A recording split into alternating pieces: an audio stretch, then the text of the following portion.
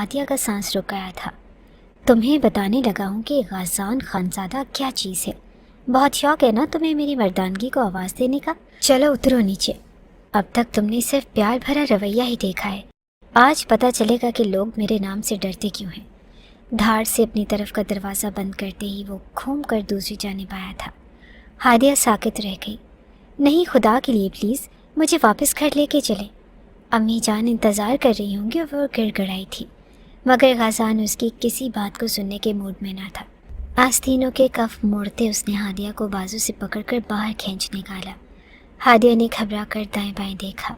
رات کی تاریکی میں پوری گلی سنسان تھی اور آس پاس کوئی بھی نہ تھا جو اس کی مدد کو آتا۔ میں اندر نہیں جاؤں گی، آپ میرے ساتھ یہ سب نہیں کر سکتے۔ وہ رو پڑنے کے قریب تھی، مگر غازان خانزادہ نے تو جیسے اپنے کان ہی بند کر لیے تھے۔ ماتھے پر آئے بالوں کو پیچھے جھٹکتا وہ اسے لے کر عمارت میں داخل ہو گیا تھا۔ پرانے طرز کی بنی اس عمارت میں لفٹ نہ تھی اور صرف سیڑھیاں ہی تھی۔ ہادیہ کو پتہ تھا کہ غازان خانزادہ کی کئی پراپرٹیز میں شاید اس عمارت کا ایک فلیٹ بھی شامل تھا۔ اسے بازو سے پکڑ کر تقریباً گھسیٹتا ہوا وہ سیڑھیاں چڑھتے اسے دوسری منزل تک لے گیا تھا۔ ہادیہ نے گھبرا کر دائیں بائیں دیکھا۔ پوری عمارت سنسان لگ رہی تھی۔ آنے والے لمحات کے تصور سے ہی وہ کانپ کے رہ گئی۔ یہ شخص نہ جانے میرے ساتھ کیا سلوک کرے گا۔ اس نے غازان کی طرف دیکھا جو اب دروازہ کھول کر اندر داخل ہو رہا تھا۔ چلو اندر آؤ۔ ہاتھ سے پکڑ کر اس نے سعدیہ کو گھسیٹ کر اندر لا پھینکا تھا۔ ساڑی کا پلو دروازے کے ہینڈل میں الجھ کر تار تار ہو گیا تھا اور بے اختیار ہی وہ دونوں ہاتھوں سے اپنے سینے کو ڈھانپتی 2 قدم پیچھے ہٹی تھی۔ غازان کی پرتپش نگاہیں اسے اپنے وجود پر پھسلتی ہوئی محسوس ہو رہی تھی۔ نہیں پلیز نہیں، آپ ایسا نہیں کر سکتے۔ ایک ایک قدم پیچھے ہٹتی وہ بری طرح سے رو رہی تھی، مگر غازان شرٹ کے بٹن کھولتا پراسرار مسکراہٹ کے ساتھ اس کی جانب بڑھ رہا تھا۔ غازان سے اس کی نفرت نئی نہ تھی، وہ محض 7 سال کی تھی جب اس کے باپ کو دل کا دورہ پڑنے کی وجہ کوئی اور نہیں بلکہ اس کا سگا بڑا بھائی تھا۔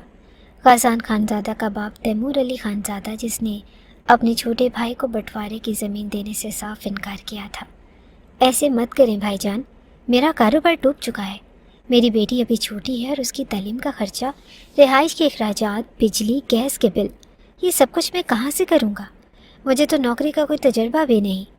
ابا جان نے تو زمین میرے نام کی تھی، آپ مجھے اس حق سے محروم نہیں رکھ سکتے۔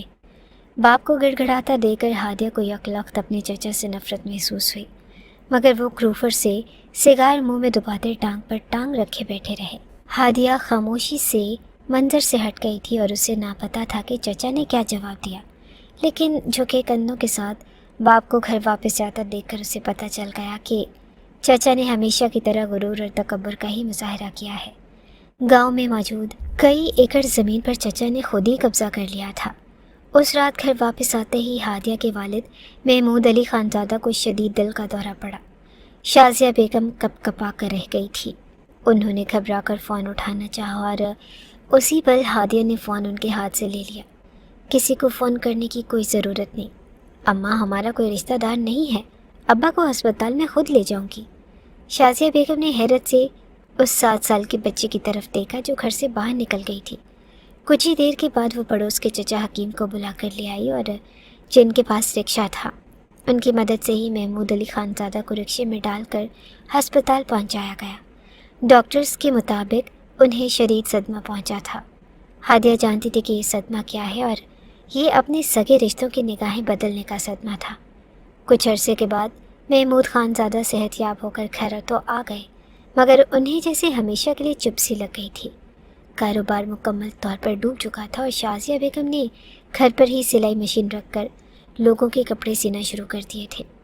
باپ کو ہسپتال سے آئے کئی دن گزر چکے تھے، لیکن چچا جان نے اس دوران ایک دفعہ بھی آ کر ان کی خیریت معلوم کرنے کی کوشش نہ کی۔ ہاں، انہوں نے اپنے گھر سے اپنے بیٹے غازان خانزادہ کو خانہ پری کے لیے بھیج دیا تھا۔ وہ کئی گھنٹے شازیہ بیگم کے پاس بیٹھا رہا۔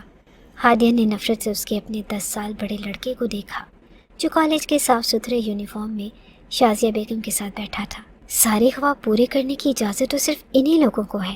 تلخی ہادیہ کے روم روم میں آ بسی تھی۔ وقت گزرتا رہا۔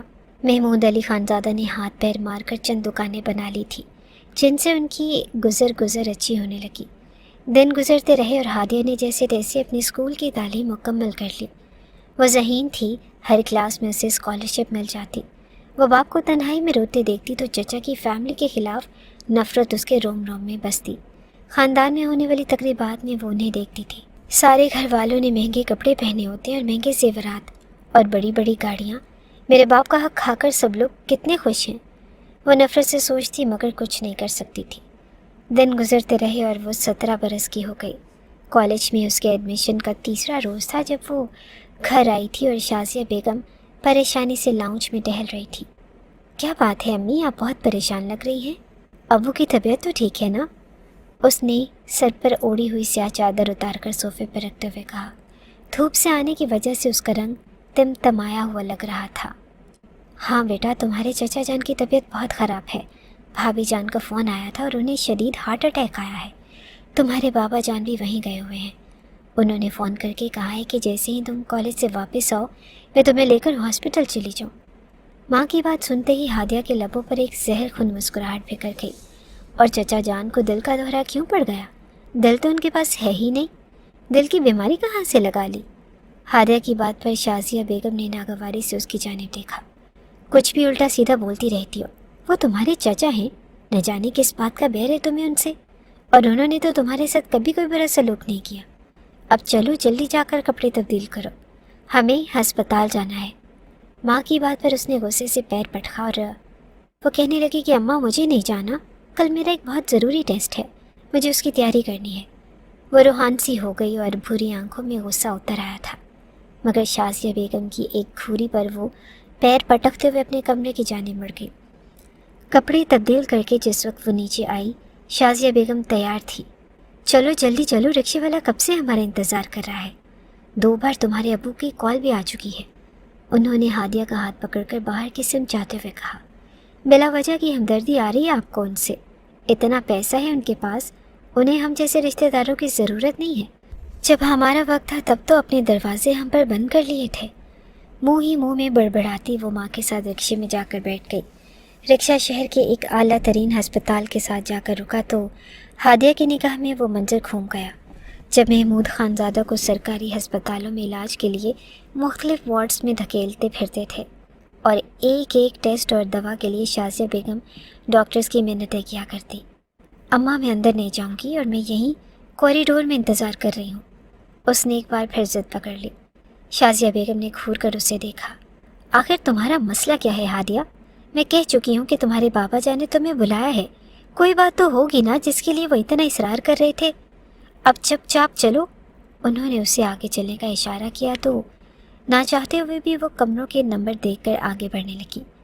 माँ के बताए हुए कमरा नंबर के सामने पहुंचकर उसने शाज़िया बेगम को इशारा किया। अब बस खुद ही अंदर जाएं आप, उसने चिढ़कर कहा और शायद मज़ीद भी कुछ कहती कि ऐन उसी लम्हे कमरा अंदर से किसी ने खोला था।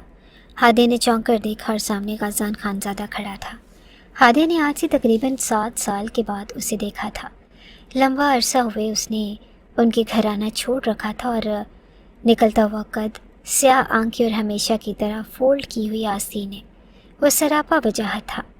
आइए चची जान, उसने एक तरफ होकर शाज़िया बेगम को अंदर आने का इशारा किया था। एक ज़रा की ज़रा निगाह उठाकर उसने हादिया को देखा। हादिया उसकी निगाह से बुरी तरह से बेचैन हो गई थी।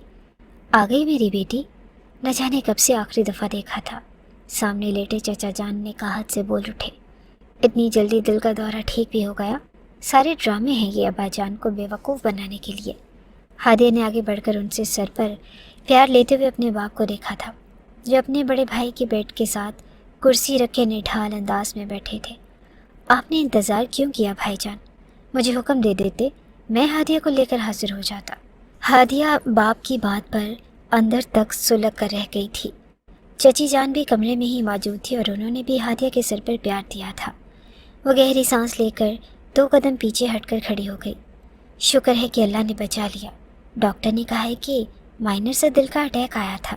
आईसीयू में भाईजान का दिल बहुत घबरा रहा था, इसीलिए उनकी स्पेशल दरख्वास्त पर उन्हें प्राइवेट कमरे में शिफ्ट कर दिया गया है।